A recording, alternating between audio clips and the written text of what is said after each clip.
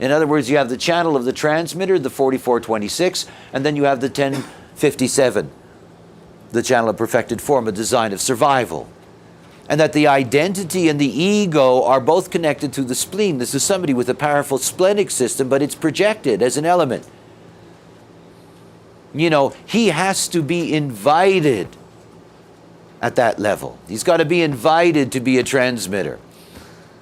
You know, he's got to be invited into those roles. This is not a design of anybody that's here to initiate. And there's a lot of pressure on us in society to be initiators. A lot of pressure. You know, you're sitting at home as a child and there's a parent saying to you, go out and find somebody to play with. You know, there's all kinds of pressure. The key here is that powerful spleen is the only awareness in him that he can actually trust. Now, his authority is in the sacral.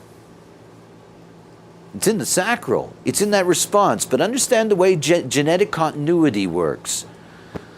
This person is going to be taking in things moment by moment basis at the splenic level.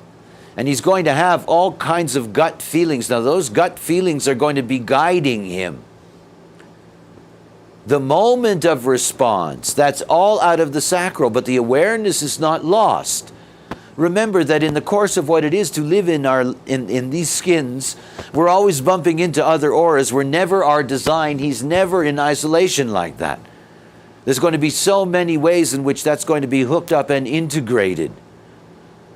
When you have an awareness split off and split off from your authority, you can't give up on it. You simply have to see that it has other purposes for you. You know, he's got a wonderful mind for the outside. Everybody does, eh? You know, and the moment he sees that by being invited to share his awareness, it works. To be invited to be a public figure, the 4426, it works. You know, this is really somebody that has to wait for all of that to come to them.